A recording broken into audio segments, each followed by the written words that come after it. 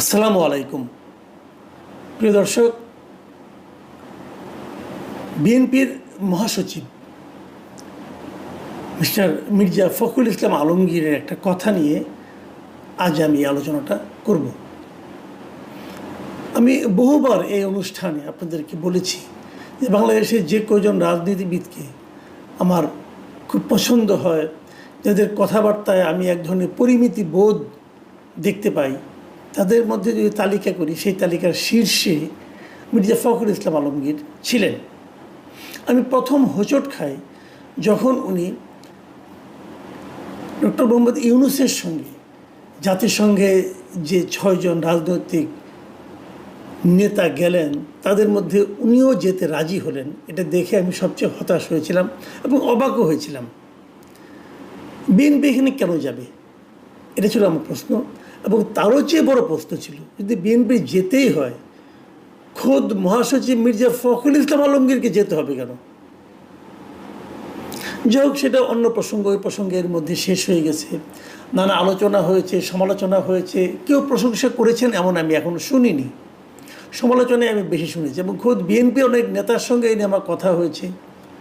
খুব একটা হ্যাপি কাউকে আমি দেখিনি।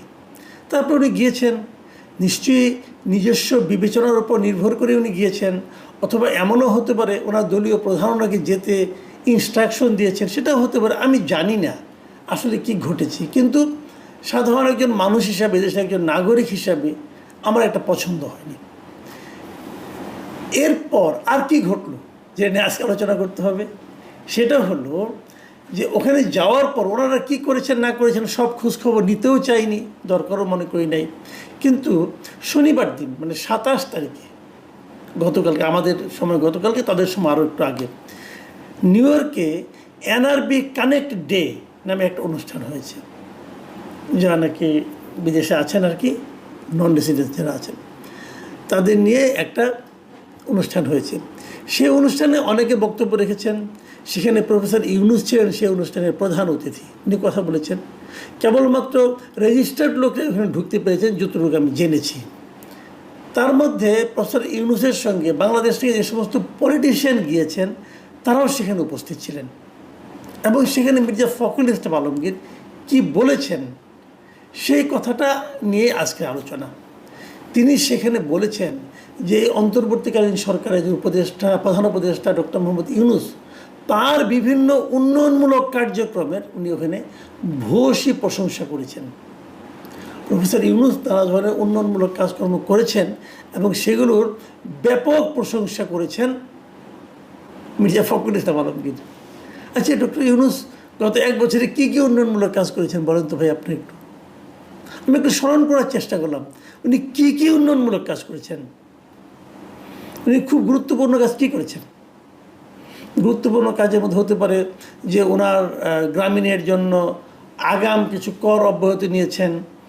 তারপরে গ্রামীণের জন্য উনি একটা ইউনিভার্সিটি নিয়েছেন, মেডিকেল কলেজ নিয়েছেন নাকি, এগুলি আরও করেছেন। গ্রামীণের জন্য আদব ব্যবসার লাইসেন্স নিয়েছেন। ওনার মামলাগুলিকে প্রত্যাহার করে নিয়েছেন। আওয়ামী লীগকে নিষিদ্ধ করে, আওয়ামী লীগের রাজনৈতিক কর্মকাণ্ড নিষিদ্ধ করেছেন। তারপরে আরও উন্নয়ন কী করলেন? আর উন্নয়ন করেছেন, পোর্টটাকে লিজ দেওয়ার ব্যবস্থা করেছেন বিদেশি একটা সংস্থার কাছে উইদাউট এনি টেন্ডার, কোনো আন্তর্জাতিক প্রতিযোগিতা ছাড়াই ওনার পছন্দ অনুযায়ী একটা প্রতিষ্ঠানকে লিজ দেওয়ার চেষ্টা করেছেন। উন্নয়ন আরও করেছেন, ইলন মাস্কের প্রতিষ্ঠানকে এখানে এনে তার ইন্টারনেটের ব্যবস্থা করেছেন, যেটা নাকি বাংলাদেশের অধিকাংশ গ্রাহকের মধ্যে হতাশা তৈরি করেছে। যাই হোক, সেটাও একটা উন্নয়ন ধরে নিচ্ছি। আর কি উন্নয়ন করেছেন উনি? সংস্কার নামে একটা ভজগটও পাকিয়েছেন। উন্নয়নটা কোথায়? দেশের বেকারত্ব বেড়েছে। এইগুলোর ডক্টর ইউনূসের এই সমস্ত কর্মকাণ্ডের ভূয়সী প্রশংসা করেছেন আমাদের মির্জা ফখরুল সাহেব। এবং তিনি আরও বলেছেন, আমি তার কথা একটু আপনাদেরকে পড়ে শোনাই।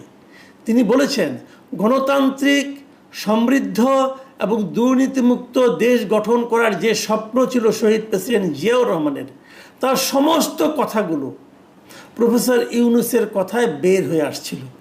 এটা উনি বলেছেন। এবং উনি আরও বলেছেন, প্রফেসর ইউনূস যখন কথা বলছিলেন আমার বারবার মনে হচ্ছিল যে আমি এদেশের স্বাধীনতার ঘোষক শহীদ প্রেসিডেন্ট জিয়াউর রহমানের কণ্ঠ শুনছি। মানে জিয়াউর রহমান যে কথাগুলি বলতেন সেই কথাগুলি যেন ওনার মুখ দিয়ে উচ্চারিত হচ্ছে। উনি যখন কথা বলছিলেন ওনার কাছে মনে হচ্ছে আরে এটা তো জিয়াই কথা বলছেন। এবং উনি আরেকটা কথা বলি ওনার উচ্চারিত বাক্য, উনি বলেছেন ডক্টর ইউনূস দূরদৃষ্টি সম্পন্ন, দুনিয়া জোড়া তার সুনাম, তিনি দেশকে একটি কাঙ্ক্ষিত মানে দেখতে চান। এটি শহীদ প্রেসিডেন্ট জিয়াউর রহমানেরও চাওয়া ছিল। আমি ডক্টর ইউনূসের মাঝে আমাদের দলের প্রতিষ্ঠাতা শহীদ প্রেসিডেন্ট জিয়াউর রহমানের প্রতিচ্ছবি দেখতে পাই। মানে প্রেসিডেন্ট জিয়াউর রহমানের প্রতিচ্ছবি উনি ডক্টর ইউনূসের মধ্যে দেখতে পাচ্ছেন। আর সমস্যাটা কি? কোনো নির্বাচনের দরকার কি? বিএনপির তো এখন উচিত হবে ডক্টর ইউনূসকে প্রধানমন্ত্রী করার জন্য আন্দোলন করা, অথবা তারা যে সামনে নির্বাচনটা করবেন সেই নির্বাচনে ডক্টর ইউনূসই তো বিএনপির প্রধানমন্ত্রী ক্যান্ডিডেট হতে পারেন। কারণ যে ব্যক্তি এই দলটা প্রতিষ্ঠা করেছে তার প্রতিচ্ছবি যার মধ্যে আছে তিনিই তো তার দলের সবচেয়ে যোগ্য ব্যক্তি প্রধানমন্ত্রী হওয়ার জন্য। তারেক রহমান নয়, ডক্টর ইউনূস। কারণ আমি কখনো শুনিনি তারেক রহমানের মধ্যে কেউ জিয়া রহমানের প্রতিচ্ছবি দেখতে পায়। ডক্টর ইউনূসের প্রতিচ্ছবি দেখতে পাচ্ছেন ওনারা, এই দলের মহাসচিব ডক্টর ইউনূসের মধ্যে। মানে একটা দল, মানে আমি কি বলবো, উনি একজন রাজনৈতিক ব্যক্তিত্ব, ওনার মধ্যে উনি বিএনপির রাজনীতি করেন না, ওনার মধ্যে এরকম রাজনৈতিক দেউলিয়াত্ব কি করে ভর করলো আমি বুঝতেই পারি না। আর উনি যদি সেই রাজনৈতিক দলের মহাসচিব হন তাহলে সেই দলের মধ্যে কী অবস্থা হলো, এ দলের সাধারণ মানুষের মধ্যে রিয়াকশনটা কি জানেন? আমি আজকে বেশ কয়েকটা ফোন পেয়েছি, অনেকে আমাকে মেসেজ করেছেন হোয়াটসঅ্যাপে এবং আমার মেসেঞ্জারে। তাদের এই রিয়াকশনগুলো শুনেই কিন্তু আজকে আমি এই অনুষ্ঠানটা আসলে করতে বসেছি।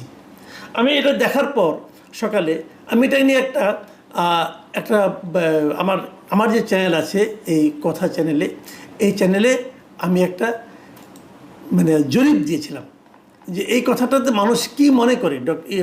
মানে মিস্টার ফখরুল ইসলাম আলমগীর এই যে কথাটা বললেন এটা কি তার জিয়ার প্রতি ভালোবাসার প্রকাশ ঘটালেন, নাকি উনি ইউনূসের প্রতি ভালোবাসার প্রকাশ ঘটালেন, নাকি উনি ওনার নিজের দেউলিয়াত্বটা প্রকাশ করলেন। ৭৮% লোক বলেছে এই বক্তব্যের মাধ্যমে মির্জা ফখরুল ইসলাম আলমগীর নিজের রাজনৈতিক দেউলিয়াত্ব প্রকাশ করলেন। ৭৮%। মির্জা ফখরুল দেউলিয়া হয়ে যাচ্ছেন দলকে নিয়ে নাকি একা একা। দেখুন এখানে প্রচুর কমেন্ট পড়েছে এবং যে সমস্ত কমেন্ট আমি এখানে দেখেছি তার সঙ্গে যদি আমাকে যারা বিভিন্ন সময় ফোন করেছেন তাদের যে কমেন্টগুলো আমি সব মিলিয়ে কিছু কমন কমেন্ট আপনাদেরকে আমি জানাতে চাই। যেমন কেউ লিখেছেন, দেখেন ক্ষমতা লোভ মানুষকে কোথায় পৌঁছে দেয় তার প্রমাণ এই বক্তব্য, এটি দেউলিয়াত্বের বহিঃপ্রকাশ ছাড়া কিছু নয়। আবার লিখেছেন তাহলে নির্বাচনের দরকার নাই, ইউনূসই থাকুক। আরেকজন লিখেছেন দালালি বা চামচামির একটা লেভেল থাকে, ফখরুল সাহেব কোন লেভেলে পৌঁছেছেন, আমি সত্যিই খুব মর্মাহত। আরেকটা মন্তব্য, মির্জা ফখরুলের এই কথায় তৃণমূল বিএনপিতে হতাশার ছাপ পড়েছে এবং জিয়াউর রহমানকে ছোট করা হয়েছে বলে আমি মনে করি। আরেকজন লিখেছেন মির্জা ফখরুলের এই বক্তব্যের মাধ্যমে তিনি মহাসচিবের পদের মর্যাদা হারিয়েছেন।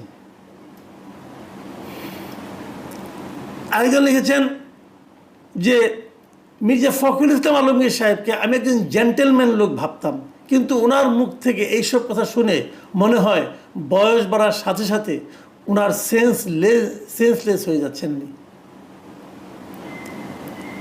যাই হোক, এই যে কথাগুলি হয়েছে, আরেকজন লিখেছেন যে ইউনূসের হাত ধরা ছাড়া তো উপায় নেই, তার জন্য ফখরুল সাহেব আবার একটু তেল মারলেন।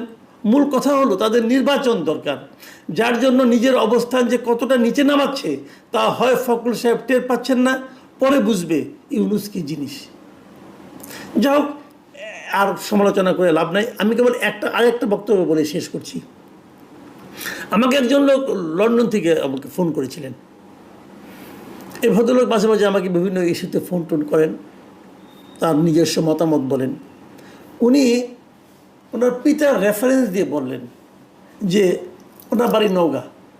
উনি বলেছেন যে একবার একরকম একটা ঘটনা ঘটেছিল, মানে 80-র দশকের কথা, 80-র দশকের একটু আগে, 78, 79 এরকম টাইমের ঘটনা, যে জিয়াউর রহমান তখন একটা খাল কাটার আন্দোলন করছিলেন। নওগাঁর আত্রাই থানার কালিকাপুর গ্রামের পাশ দিয়ে একটা খাল গেছে। সেই খালটা খননের জন্য জিয়াউর রহমান সশরীরে সেখানে গিয়েছিলেন। খাল কাটার কাজ শেষে দুপুরবেলা খাওয়ার আয়োজন করা হয়েছিল নওগাঁ ডিসি সাহেবের তত্ত্বাবধানে। ব্যাপক আয়োজন খাওয়া দাওয়ার। এটা দেখে জিয়াউর রহমান জিজ্ঞাসা করেছিলেন, এই যে ব্যাপক আয়োজন, এটা আসলে টাকাটা কোত্থেকে আসলো? ততক্ষণে কিন্তু জিয়াউর রহমান সাহেবের হাতটা ধুয়ে খেতে বসবেন এই অবস্থায় ডিসি সাহেব বললেন, এটা সরকারি তহবিল থেকে টাকাটা দেওয়া হয়েছে। জিয়াউর রহমান আর সেই খাবারটা খাননি। উনি কেবল বলেছিলেন যে সরকারি ফান্ডের এভাবে অপচয় করবেন না। এটা হলো জিয়াউর রহমান। জিয়াউর রহমানের যারা প্রচণ্ড সমালোচক, তারাও কিন্তু বলবেন জিয়াউর রহমানের সততা এই পর্যায়েই ছিল। আর তার সঙ্গে আপনি তুলনা করছেন সেই ব্যক্তির, যে ব্যক্তি 104 জনের বিশাল বহন নিয়ে যাদের সঙ্গে সাধারণ পরিষদে গিয়েছেন। এদের পেছনে কী পরিমাণ বিপুল ব্যয়, এই ব্যয় কোত্থেকে আসছে? সরকারি ফান্ড থেকে আসছে। জিয়াউর রহমান যেতেন, মির্জা ফখরুল, আপনি জিয়াউর রহমানের সঙ্গে মন্ত্রিসভায় হয়তোবা ছিলেন না, আমি জানি না, আমার মনে নেই। একটু খোঁজ দিয়ে দেখেন না পুরনো নথি ঘেটে। জিয়াউর রহমান যখন জাতিসংঘ সাধারণ পরিষদে যে কেউবার গিয়েছেন, কতজনের বহন নিয়ে গিয়েছিলেন?